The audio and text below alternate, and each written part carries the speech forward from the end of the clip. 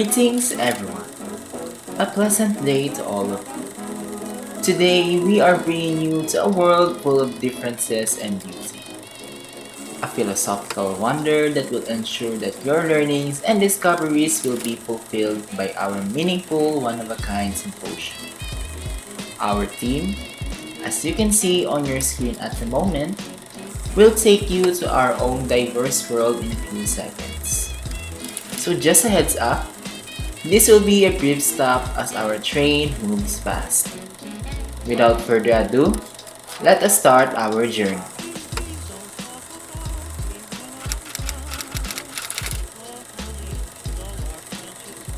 Hinduism, also known as the Hindu tradition.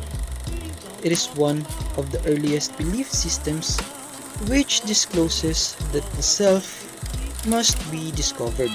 It is also called Santana Dharma, or the absolute set of duties religiously ordained for all Hindus. It means that man exists to serve a specific purpose or duty.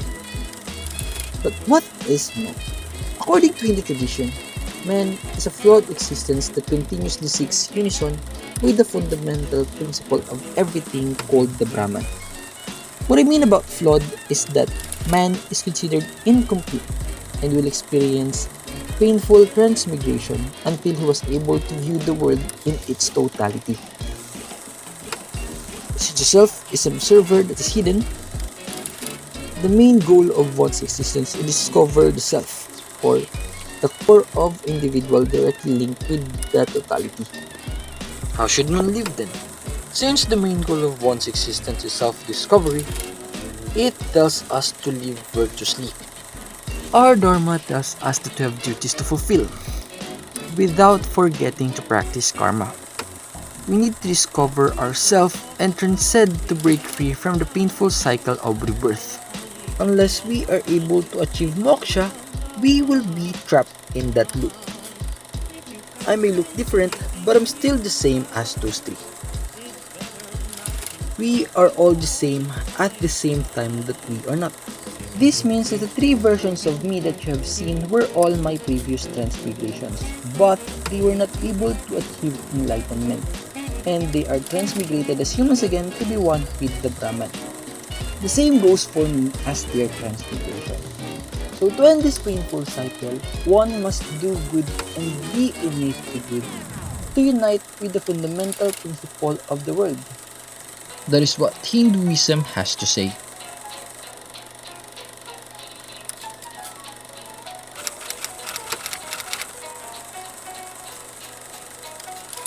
Welcome to the world of Buddhism.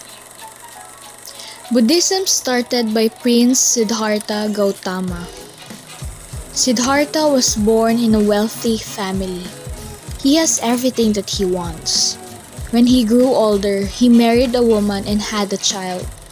But when he saw the outside of the palace, he decided to leave the throne and find enlightenment. Buddhism, like most of the great religions of the world, is divided into a number of different traditions. However, most traditions share a common set of fundamental beliefs. Buddhism is a philosophy of life expounded by Gautama, the Buddha. Buddha means enlightened one, who lived and taught in northern India in the 6th century BC. The Buddha was not a god, and the philosophy of Buddhism does not entail any theistic worldview. In Buddhism, humans are just one type of sentient being, that is, a being with a mind stream. In Sanskrit, Manusha means an animal with a mind.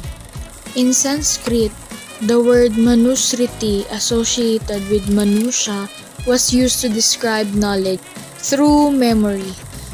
Mun or man means mind. Buddhism has four noble truths that explain what is man or what man is. They are the truth of suffering, the truth of the cause of suffering, the truth of the end of suffering, and the truth of the path that leads to the end of suffering. The Four Noble Truths are a contingency plan for dealing with the suffering humanity faces, suffering of a physical kind or of a mental nature. The Buddha said that people should avoid extremes or have a lot of pleasures. They should not have or do too much, but neither should they have or do too little. The middle way is the best. The path to enlightenment or nirvana is through the practice and development of wisdom, morality, and meditation.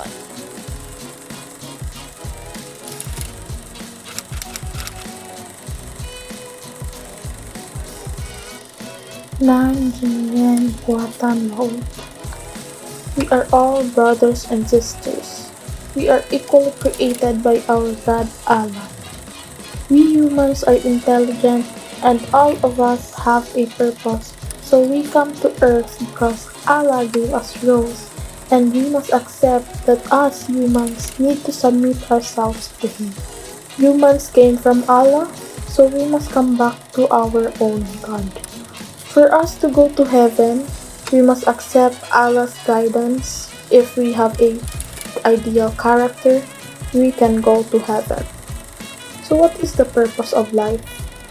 God declares in the Quran, "And I did not create mankind except to worship me." 51:56. A person's purpose is to live a good life, do what is good and protect yourself from evil, and submit yourself to Allah. In short, life is a temporary scenario, the world is a temporary place, and our own life is only a test. There are three stages of man's attainment of the good, which are physical, moral, and spiritual. These three stages cannot be separated from each other. The first state of existence is described as a self named Nafse Amara, an individual that is always predisposed to evil and opposes his pursuit of perfection and moral state. This is also known as a natural state of man, in which instincts are the norm.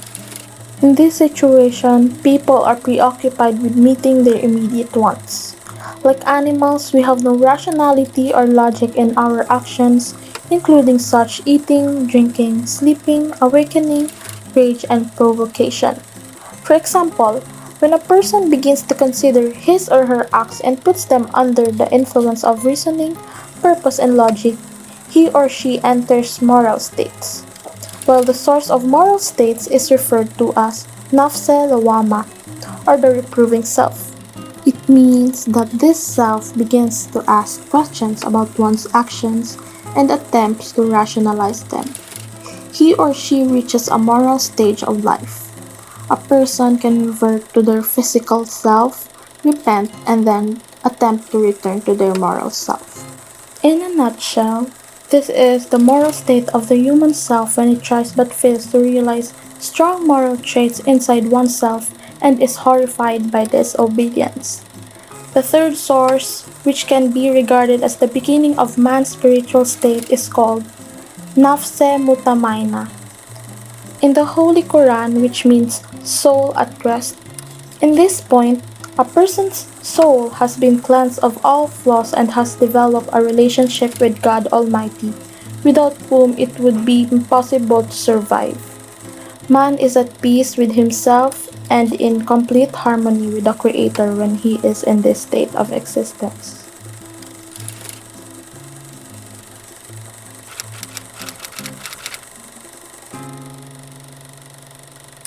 As we all know, Jun Zi is a Chinese philosophical term often translated as gentleman, superior person, or nobleman. There is no gender implied in the characters and it can equally refer to men and women, with the preferred translation as respectable person. The term Junzi was originally applied to princes and aristocrats. Confucius has invested the term with an ethical significance while maintaining its innovation and noble refinement. Unlike the petty person, Xiaoren, or literally known as little person, who cannot transcend personal concerns and prejudices, and acts only for his own gain. The Jun Zi is cultured, or known as Wen, and knows how to act and speak appropriately in any situation. He is thus an exemplar whose virtuous influence promote a flourishing human community. Although the Junzi is not quite as cultivated as the sagely person, or we also know it as Shengren.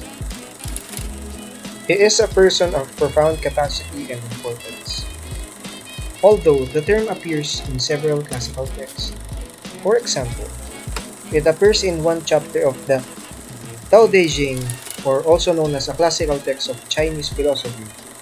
The philosophical and moral senses of Junzi are primarily Confucian. Always promoting human government, Confucius was first a bureaucrat and then a teacher of young men aspiring to government service. As stated in the Lunyu, or the Analects of Chinese philosophy, the collection of saying attributed to him. Becoming a Junzi is the goal of all who practice such self-cultivation and who truly love learning, regardless of their birth, their social status, or at least in subsequent interpretations of traditions, and lastly, their gender.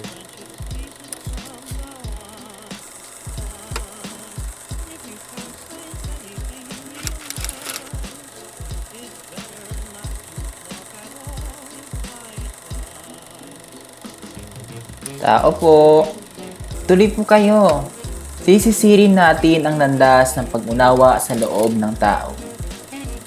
Bilang isang Pilipino, naging tradisyon na sa atin ang pagkikiloob sa iba, ang pag-alam sa buhay ng iba, at ang pagtanaw sa kung ano man ang pangyayari sa loob ng isang katawan ng tao. Marahil hindi sa atin sapat ang nakikita lamang sa harapan. Ginagawa natin ang lahat upang malaman ang komosyon sa isang loob. Ano ba ang loob na sinasabi ko? Kung literal na pagpapakahulugan, ito ay nangangahulugang interior. Subalit sa abot tanaw ng wika at kulturang Tagalog na nagpadusog sa aking pagkikipag-unay sa sarili, sa lipunan, at sa pagbabalik loob sa kalikasan at sa may kapal, may iba pang kahulugan ang loob. Sa usaping filosofiya, maaaring ang loob ay ang pagkikisama, pakikiramdam sa kapwa, at pakikidamayan sa sitwasyon ng iba. Ang loob ang sumasagisag sa ating pagkatao. Ang loob ang pinakasentro ng isang tao, at ang loob ay ang pinakalaman ng pagiging isang tao. Ang tao sa konsepto ng loob ay may abot malay, abot dama, at abot kaya. Ang tao ay may abot malay. Ito ay sumasalamin sa pangkamalayan, pangkaisipan, alala, pagkamalikhain, at ang pagtanaw sa kinabukasan. Ang tao ay mayroon ding abot dama, at lahat naman talaga nilalang sa ating mundong ibabaw ay may pandama. Ngunit sa aspekto ng loob, ito ay ang batayan ng lahat ng mga karanasang pandamdamin, pakikiramay, pagtatanim sa loob, pagtatampo, hiya, at maging ang kalaliman ng utang na loob. At ang tao bilang loob ay may abot kaya. Ito ay ang mata ng paninindigan at hugutan ng ibayong tapang sa pagpapatuloy sa mga gawain na pagsimula. Paano ba nabubuhay ang tao sa konsepto ng loob? Ito ay ang pangangatawan ng mismong loob ng bawat isa. Ang pagkakaroon ng malay, pagdama, at abot kaya ang siyang nagiging pundasyon kung paano namumuhay ang tao. Ang pag-alalay ng laman at dugo sa daigdig, ang pagtanggap ng katotohanan, at ang patuloy na pagsasaisip ng pag-asa at bayanihan. Iyan ang ilan sa mga marka ng pagpapalawak ng laman ng loob ng buhay ng isang tao.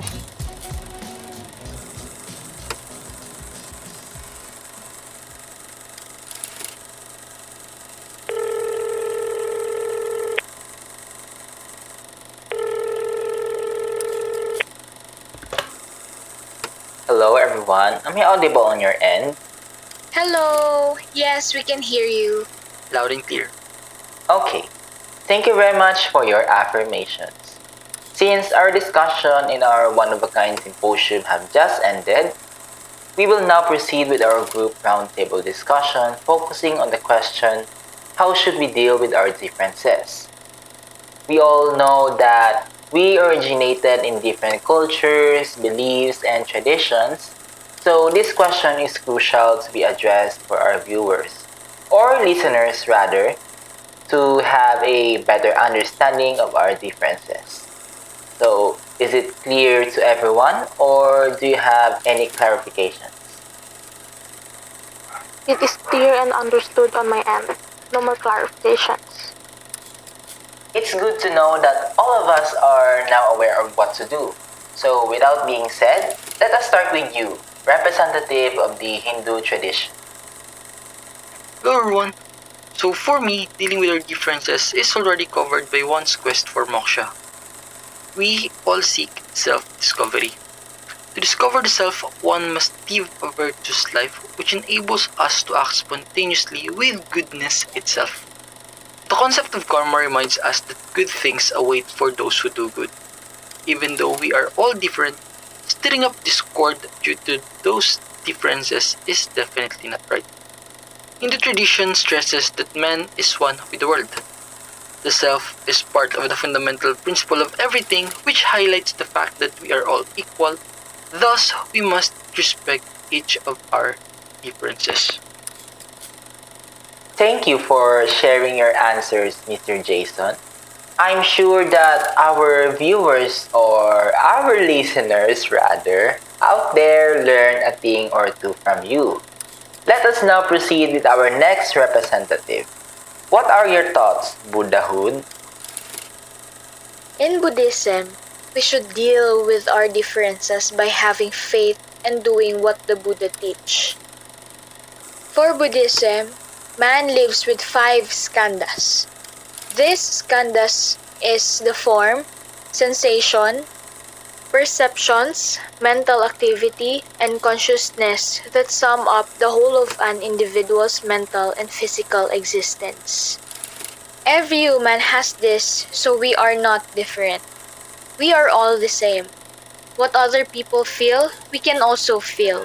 It's just that every religion has their own beliefs, and we must respect it.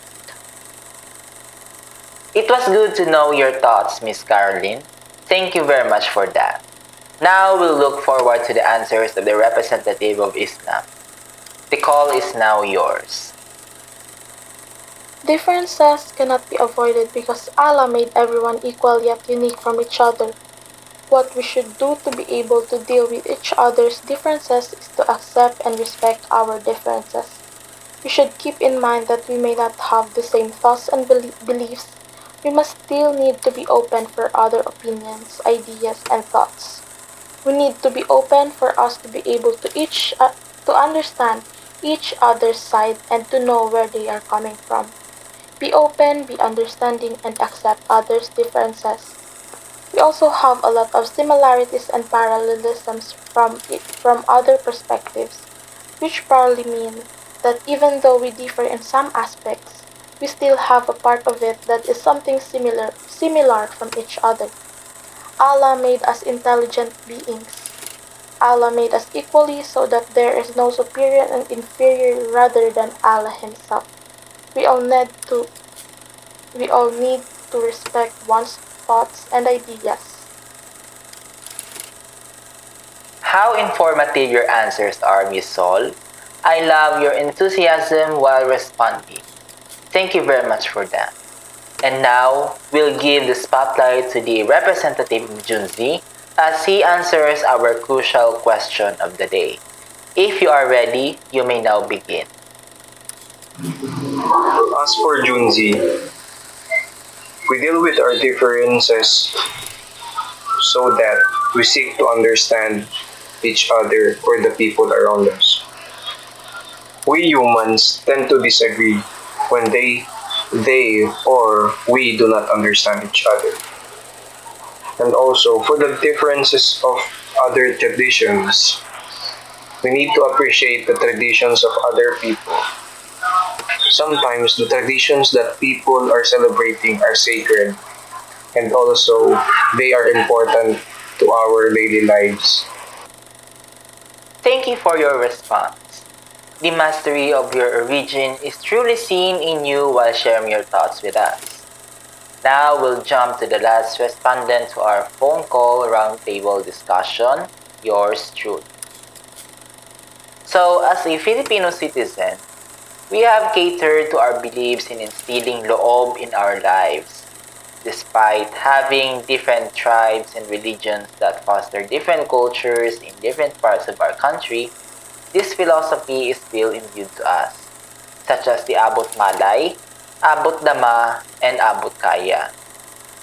Well, in fact, these terms are probably present in other parts of the world. The main difference is the concept itself. So for me, the best way to deal with these differences with others is acceptance. As I have mentioned earlier, we have originated in different cultures, beliefs, and traditions. Even us, Filipinos, as I have said a while ago, have different tribes and religions in our country. And we cannot easily change the things that are instilled in us for a long time. Oh, so I know that accepting other traditions is not easy, especially when it deals with life and death. But I think there is no other way we can do it anyway. So the best thing that we can do is to accept, live the life that we practice, and be happy. And that was it for our group call for today. Before I end this, is there something our representatives would like to say? Yes. So I would like to express my gratitude for inviting me to this one-of-a-kind symposium that the team has prepared. I know that our listeners out there learned a lot from us. I would also like to extend my congratulatory greetings to everyone. I am so proud that despite our differences, we are living our lives to the fullest. Continue what you're doing and be good to others. Thank you very much. And that officially ends our meeting. Once again, thank you very much for your active participation in our one of a kind symposium. And as always, please stay safe, wash your hands, and be healthy. As of the moment, this call will end in 3, 2, 1.